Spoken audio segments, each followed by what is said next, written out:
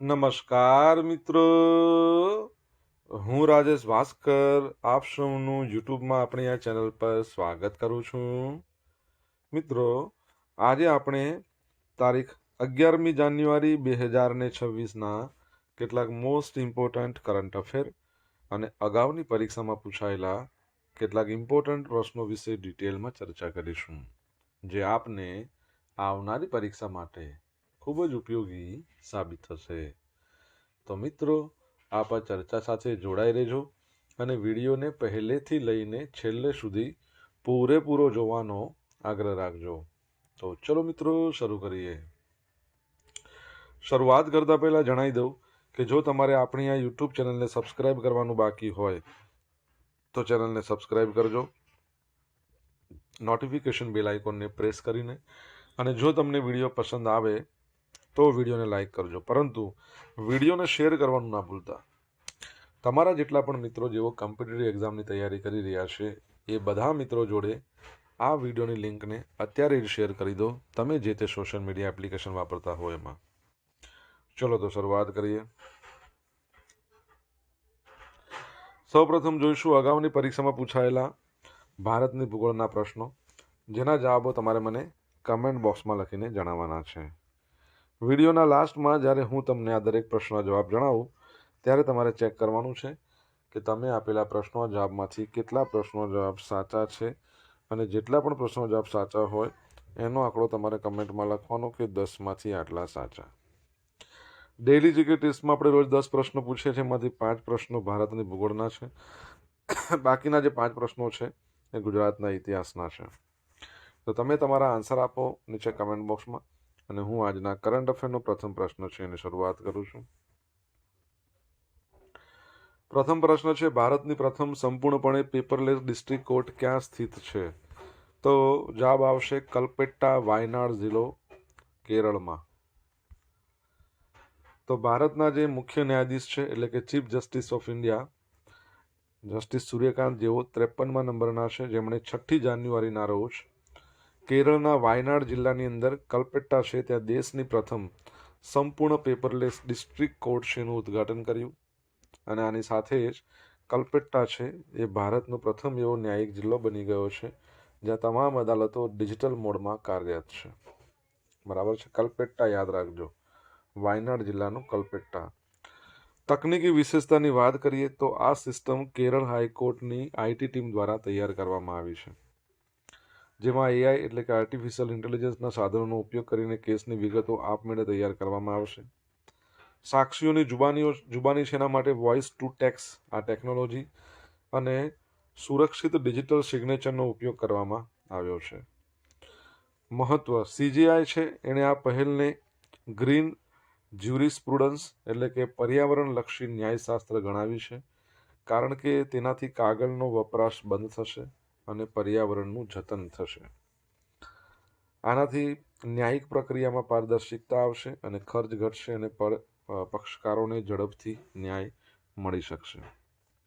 Okay, તો એ બાબત યાદ રાખજો.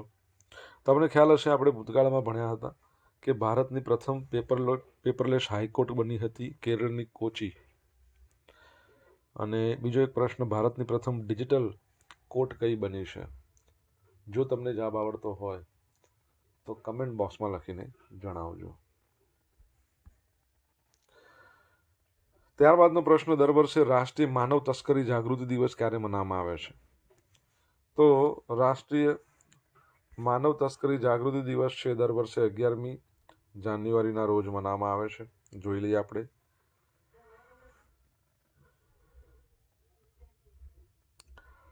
તો મિત્રો, આ દિવસ મનાવવાનો ઉદ્દેશ એ જ છે કે તસ્કરી પીડિતોની દુર્દશા અંગે જાગૃતિ લાવવાની છે, તેમના અધિકારોને પ્રોત્સાહન આપવાનો છે અને રક્ષણ આપવાનો છે.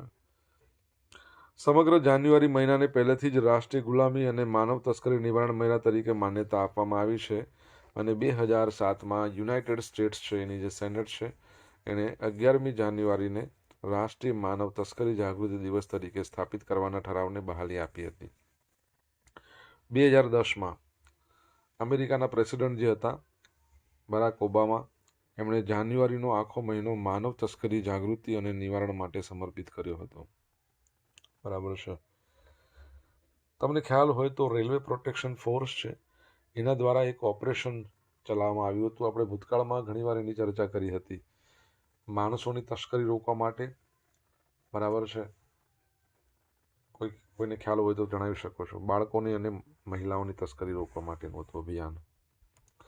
British junior open squash Anahad Singh છે, એમણે સિલ્વર મેડલ જીત્યો છે. તો ભારતના સ્કોશ ખેલાડી છે અનહદ સિંઘ, દિલ્હીના છે તેઓ, અને એમણે યુનિવર્સિટી ઓફ બર્મિંગહામ ઇંગ્લેન્ડ છે ને ત્યાં યોજાઈ હતી British junior open squash championship women's under 19. તો એમાં એમણે સિલ્વર મેડલ જીત્યો છે. ફાઇનલમાં અનહદ સિંઘ છે ને એમને ફ્રાન્સની લોરેન્સ બાલ્ટાઇન એમની સામે હારી ગયા છે. 1-3 હાર થઈ, એટલે રનરઅપ રહ્યા છે. સેમીફાઇનલની વાત કરીએ તો એમણે ઇજિપ્તની મલકા અલ કરાકશીને હરાવીને ફાઇનલમાં પ્રવેશ કર્યો હતો. અનહદ સિંઘ છે એમણે ભારતની ઉભરતી સ્ટાર ખેલાડી છે અને આંતરરાષ્ટ્રીય સ્તરે સતત શાનદાર પ્રદર્શન કરી રહી છે. તમને ખબર હોય તો ભૂતકાળમાં એમણે એક ટાઇટલ જીત્યું હતું. ભૂતકાળમાં એટલે સમજો ને જુલાઈ મહિનાની જ વાત છે, 6 મહિના થયા છે. તમને ખ્યાલ હોય તમે જણાવી શકો છો કયા ટાઇટલની હું વાત કરી રહ્યો છું.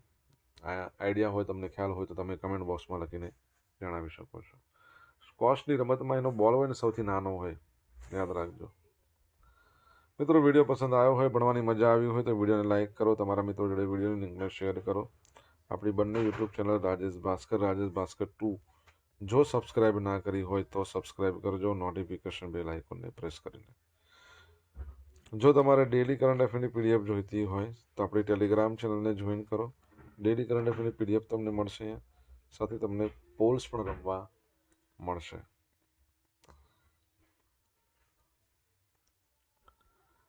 તાજેતરમાં કઈ જગ્યાએ 8 જાન્યુઆરી 2026ના રોજ 2025 બેચની પાસિંગ આઉટ પરેડ યોજાઈ હતી? ક્યારે નહીં આવે, અહીંયા લખવાનું ભૂલ છે.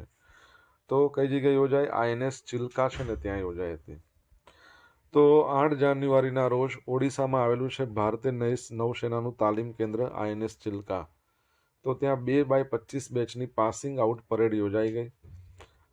આ સાથે 16 અઠવાડિયાની કપરી પ્રારંભિક તાલીમને સફળતાપૂર્વક અંત આવ્યો છે અને હવે આ તાલીમાર્થીઓ છે એમણે દેશની દરિયાઈ સીમાઓનું રક્ષણ કરવા માટે સજ્જ છે.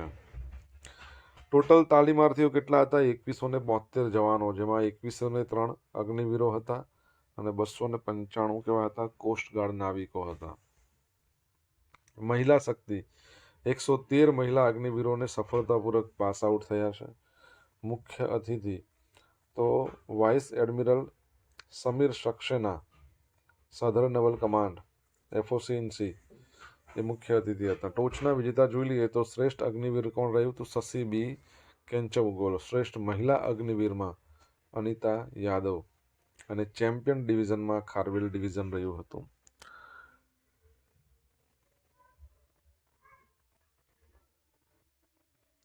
અહીંયા આપણે વાત કરી રહ્યા છીએ નૌસેનાનું તાલીમ કેન્દ્ર. તો આપણે એ પણ ભણ્યા હતા કે જે કમર્શિયલ પાયલોટ હોય છે એમને ટ્રેનિંગ આપવા માટે આપણે ભૂતકાળમાં ભણ્યા હતા. કઈ જગ્યાએ એમને ટ્રેનિંગ આપવામાં આવે છે? ઓકે, કમેન્ટ બોક્સમાં લખીને જણાવી શકો છો.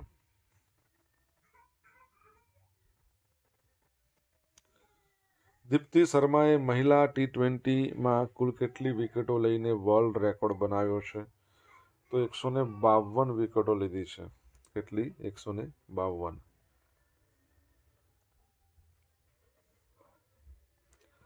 તો ભારતીય ઓલરાઉન્ડર છે દીપ્તિ શર્મા. મહિલા T20 ઇન્ટરનેશનલ ક્રિકેટ 152 વિકેટ ઝડપી, વિશ્વ વિક્રમ સ્થાપ્યો. આ ઐતિહાસિક સિદ્ધિ એમણે 30 ડિસેમ્બર 2025ના રોજ શ્રીલંકા સામેની મેચમાં મેળવી હતી. તો દીપ્તિ શર્મા 152 વિકેટ સાથે મહિલા T20 ઇન્ટરનેશનલમાં સૌથી વધુ વિકેટ લેનાર બોલર બની છે. ઓસ્ટ્રેલિયાના મેગન સટ એમણે 151 વિકેટ તો એમનો રેકોર્ડ તોડ્યો છે અને તે વિશ્વની પ્રથમ ખેલાડી કહી શકાય, પુરુષ હોય કે મહિલા, જેને T20ની અંદર 1000 રન કર્યા હોય અને 150 વિકેટ. આવો ડબલ રેકોર્ડ છે. T20માં 1000 રન પણ છે અને 150 વિકેટ પણ છે. 2025ની વાત કરીએ તો ભારતે વર્લ્ડ કપ જીતાડવામાં એણે મદદ કરી હતી અને પ્લેયર ઓફ ધ ટુર્નામેન્ટ બન્યા હતા. ભારતે સાઉથ આફ્રિકાને હરાવીને ઓડીઆઈ વર્લ્ડ કપ મહિલાઓ માટેનો પ્રથમવાર જીત્યો. તમારા માટે પ્રશ્ન છે, એમાં આપણે ભારતીય ટીમના કેપ્ટન કોણ હતા? શ્રેણી વિજય. શ્રીલંકા સામેની શ્રેણીમાં ભારતને 5-0થી જીત અપાવવામાં એમની ભૂમિકા પાયાની રહી હતી. બરાબર, તો એ યાદ રાખજો. આગળ વધીએ.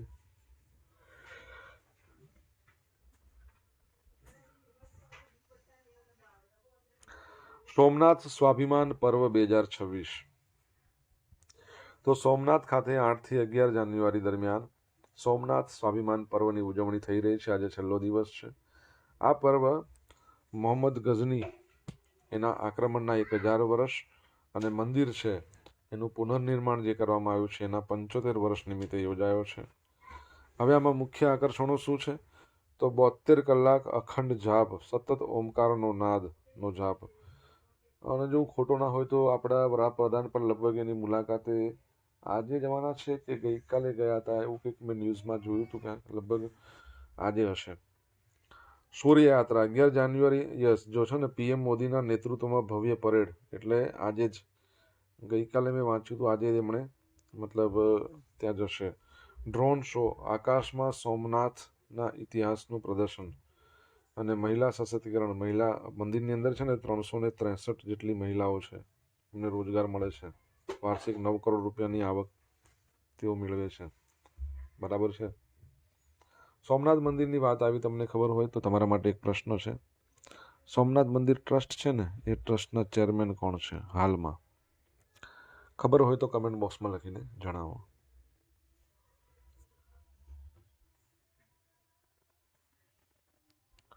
સોશિયલ મીડિયાના માધ્યમથી મારી સાથે તમે કનેક્ટ રહી શકો છો. ઇન્સ્ટા આઈડી છે આપણું rajesh.i.bhaskar. ફેસબુક આઈડી છે RI ભાસ્કર. ટેલિગ્રામ ચેનલ છે આપણી રાજેશ ભાસ્કર, જ્યાં તમને ડેલી કરંટ અફેરની PDF મળશે અને પોલ્સ પણ રમવા મળશે. જો ભણવાની મજા આવી હોય મિત્રો તો વિડીયોને એક લાઇક કરો. તમારા મિત્રો જોડે વિડીયોની લિંકને શેર કરો. ચેનલ સબસ્ક્રાઈબ કરવાની બાકી હોય તો સબસ્ક્રાઈબ કરો. નોટિફિકેશન બેલ આઇકોનને પ્રેસ કરીને. કેન્દ્રીય નાણાં મંત્રાલય હેઠળના કયા વિભાગે PPP પ્રોજેક્ટ પાઇપલાઇન તૈયાર કરી છે? તો જવાબ આવશે આર્થિક બાબતોનો વિભાગ છે. ઓકે, એના દ્વારા તૈયાર કરવામાં આવ્યું છે. શું છે એક્ઝેક્ટલી જોઈ લઈએ. તો કેન્દ્રીય નાણાં મંત્રાલય, તમને ખ્યાલ છે નાણાં મંત્રાલય, એના મંત્રી કોણ છે કેન્દ્રમાં? નિર્મલા સીતારમણ. ગુજરાતમાં જે આપણું નાણાં મંત્રાલય છે એના મંત્રી કોણ છે એ તો તમારે જ કહેવું પડશે, કમેન્ટમાં લખીને જણાવવું પડશે. તો નાણાં મંત્રાલય હેઠળના આર્થિક બાબતોનો વિભાગ છે, એણે યુનિયન બજેટ 2025-26ની જાહેરાતને અનુસરીને આગામી 3 વર્ષ માટે 17 લાખ કરોડથી વધુની કિંમતની public private partnership project pipeline તૈયાર કરી દીધી છે. આ પહેલનો મુખ્ય હેતુ ઇન્ફ્રાસ્ટ્રક્ચર ક્ષેત્રે ખાનગી રોકાણને પ્રોત્સાહન આપવાનો છે. રોકાણકારોને સ્પષ્ટ રોડમેપ પૂરો પાડવાનો છે. જો પ્રોજેક્ટની મુખ્ય વિગતો જોઈએ, કુલ પ્રોજેક્ટ આગામી 3 વર્ષ માટે છે. ફાઇનાન્શિયલ યર 26-27-28 852 પ્રોજેક્ટ છે. રોકાણ અંદાજે 17.15 લાખ કરોડનું છે. સમયગાળો કીધું ને 26 થી 28 સુધીનો નાણાકીય વર્ષ. કેન્દ્ર અને રાજ્યનો હિસ્સો. કેન્દ્ર સરકારના 232 પ્રોજેક્ટ છે 13.15 લાખ કરોડના. રાજ્યો અને કેન્દ્ર શાસિત પ્રદેશોની વાત કરીએ 620 પ્રોજેક્ટ 3.8 લાખ કરોડ. મુખ્ય ક્ષેત્રો. રોડ અને હાઈવેમાં સૌથી વધારે 8.77 લાખ કરોડના 108 પ્રોજેક્ટ છે. પછી ઉર્જામાં 3.40 લાખ કરોડના 46 પ્રોજેક્ટ અને અન્ય બંદર, શિપિંગ, રેલવે, જળ સંસાધન એ બધાના પ્રોજેક્ટ પણ છે. અગ્રણી રાજ્યો. રાજ્યમાં તમે જુઓ તો આંધ્રપ્રદેશ 270 પ્રોજેક્ટ સાથે દેશમાં પ્રથમ નંબર પર છે. તમિલનાડુની વાત કરીએ તો 87,640 કરોડના રોકાણ સાથે સેકન્ડ નંબર પર છે. ઓકે, તો એ પણ યાદ રાખજો. આગળ વધીએ આપણે. કેન્દ્ર સરકારમાં મહત્વની વહીવટી નિમણૂકો. તો તાજેતરમાં કેન્દ્ર સરકાર દ્વારા વહીવટી સ્તરે મોટો ફેરબદલ કરવામાં આવ્યો છે, જેમાં 25 વરિષ્ઠ IAS અધિકારીઓને નવી જવાબદારી સોંપવામાં આવી છે. હવે એમાં લવ અગ્રવાલ છે, એમને ડિરેક્ટર જનરલ બનાવવામાં આવ્યા છે. વિદેશ વેપાર મહાનિદેશાલય DGFT. નિકાસ અને વ્યાપાર માટે જવાબદાર. રવિન્દ્ર કુમાર અગ્રવાલ ચેરમેન અને મેનેજિંગ ડિરેક્ટર બનાવવામાં આવ્યા છે ફૂડ કોર્પોરેશન ઓફ ઇન્ડિયા. ખાદ્ય સુરક્ષા અનાજ વિતરણ માટે જવાબદાર. શ્રીકાંત નાગાલાપલ્લી એમને ડિરેક્ટર જનરલ બનાવવામાં આવ્યા છે હાઇડ્રોકાર્બનના તેલ અને ગેસ ક્ષેત્ર માટે જવાબદાર. આ સિવાય પણ અન્ય મહત્વની નિમણૂક છે સોનલ મિશ્રા શ્રમ અને મુખ્ય શ્રમ કમિશનર સેન્ટ્રલ. નિધિ પાંડે અધિક સચિવ પરમાણુ ઉર્જા વિભાગ. આશુતોષ અગ્નિહોત્રી અધિક સચિવ પર્યાવરણ અને વન મંત્રાલય. રાકેશ ગુપ્તા અધિક સચિવ આરોગ્ય અને પરિવાર કલ્યાણ વિભાગ અને સુચેન્દ્ર મિશ્રા વિશેષ સચિવ વાણિજ્ય વિભાગ. ઓકે, તો યાદ રાખજો. ફૂડ પરથી મને યાદ આવ્યું, અહીંયા ફૂડ કોર્પોરેશન ઓફ ઇન્ડિયા છે ને, કે આપણું જે ખાદ્ય પદાર્થો છે ભારતની અંદર, એમાં ખાદ્ય પદાર્થો પર તમને ખબર હોય તો માર્કા લગાવવામાં આવે છે. કયા માર્કા લગાવવામાં આવે છે? કમેન્ટ બોક્સમાં લખીને જણાવો. હવે જોઈશું અગાઉની પરીક્ષામાં પૂછાયેલા ભારતની ભૂગોળના પ્રશ્નો. પહેલો પ્રશ્ન, હુગલી ઔદ્યોગિક પ્રદેશનું કેન્દ્ર નીચે પૈકી કયું છે? તો કોલકાતા, હાવડા. મોબાઈલ ફોન સેવા શરૂ કરનાર પહેલું ભારતીય શહેર, એ પણ કોલકાતા. ગોડ્સ ઓન કન્ટ્રી કોને કહેવાય છે? કેરલા.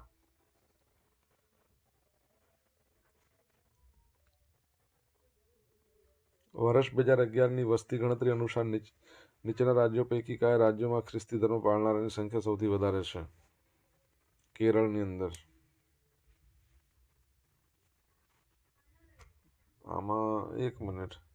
આમાં નાગાલેન્ડ આવશે, સોરી, કેરળ તો ઉપરમાં હતું. ભારત દ્વારા ભૂટાનમાં કઈ જળ વિદ્યુત યોજના સ્થાપવામાં આવી છે? તો શું આવશે? ચુખા. હવે મિત્રો જોઈશું અગાઉની પરીક્ષામાં પૂછાયેલા ગુજરાતના ઇતિહાસના પ્રશ્નો. પહેલો પ્રશ્ન, મોગલ બાદશાહ બાબર છે, એણે તુજકે બાબરી નામની પોતાની આત્મકથા કઈ ભાષામાં લખી હતી? તો તુર્કીમાં. હિન્દ છોડો ચળવળમાં પ્રથમ સત્યાગ્રહી થવાનું માન કોને મળ્યું? તો આચાર્ય વિનોબા ભાવે. બ્રિટિશ વહીવટ દરમિયાન કોની ભલામણથી મદ્રાસ, મુંબઈ અને કલકત્તા ખાતે યુનિવર્સિટીની સ્થાપના કરવામાં આવી હતી? તો ચાર્લ્સ વુડ. અકબરના દરબારના નવરત્ન કલાકારો, વિદ્વાનો, તત્વચિંતકો એ કયા શહેરમાં આશ્રય આપ્યો હતો? તો ફતેપુર સિકરી. ભારતની વિદેશ નીતિના ભાગરૂપે 1954માં કયા દેશ સાથે પંચશીલ સિદ્ધાંતોની સમજૂતી કરવામાં આવી? ચીન સાથે. શું આવશે? ચીન. હવે જોઈશું ગઈકાલે પૂછેલા પ્રશ્નો. જ્યાં પહેલો પ્રશ્ન, દેશના સૌથી મોટા ઇન્ટિગ્રેટેડ ઇનલેન્ડ રેનબો ટ્રાઉટ ફાર્મનું ઉદ્ઘાટન કોણે કર્યું? રાજીવ રંજનસિંહ. રંગારેડ્ડી જિલ્લો, તેલંગાણામાં. બાયોબિટ્યુમેનનું વેપારી ધોરણે ઉત્પાદન કરતો વિશ્વનો પ્રથમ દેશ આપણો ભારત બન્યો છે. બરાબર છે. હવે મિત્રો જોઈશું આજે પૂછેલા પ્રશ્નોનો જવાબ. પહેલો પ્રશ્ન શું પૂછ્યો હતો? તો ભારતની પ્રથમ ડિજિટલ કોર્ટ કઈ બની છે? તો કેરળની અંદર આવેલી છે કોલ્લમ. સેકન્ડ નંબરનો પ્રશ્ન હતો, રેલવે પ્રોટેક્શન ફોર્સ દ્વારા ઓપરેશન આહટ લાવવામાં આવ્યું હતું મહિલા અને બાળકોની તસ્કરી રોકવા માટે. ત્રીજો પ્રશ્ન કે અનાજ સિંહ છે, એમણે જુલાઈ મહિનાની અંદર આપણે ભણ્યા હતા અંડર-19 સ્કોશ ચેમ્પિયનશિપ જીત્યું હતું. ચોથા નંબરનો પ્રશ્ન શું હતો? કે પાયલોટને કમર્શિયલ તાલીમ આપવા માટેનું જે જહાજ છે એનું નામ છે INS હંસા. હવે તો નેક્સ્ટ જનરેશન આવ્યું છે. ત્યારબાદનો પ્રશ્ન પાંચમા નંબરનો પ્રશ્ન શું હતો? તો આપણી જે ભારતની મહિલા ક્રિકેટ ટીમે વર્લ્ડ કપ જીત્યો છે એમાં કેપ્ટન કોણ હતા? તો હરમનપ્રીત સિંહ કૌર. છઠ્ઠા નંબરનો પ્રશ્ન હતો, સોમનાથ મંદિર ટ્રસ્ટના ચેરમેન કોણ છે? તો આપણા પ્રાઇમ મિનિસ્ટર છે હાલમાં. કોણ છે? નરેન્દ્ર મોદી. સાતમા નંબરનો પ્રશ્ન હતો, ગુજરાતના નાણામંત્રી કોણ છે? તો કનુ દેસાઈ.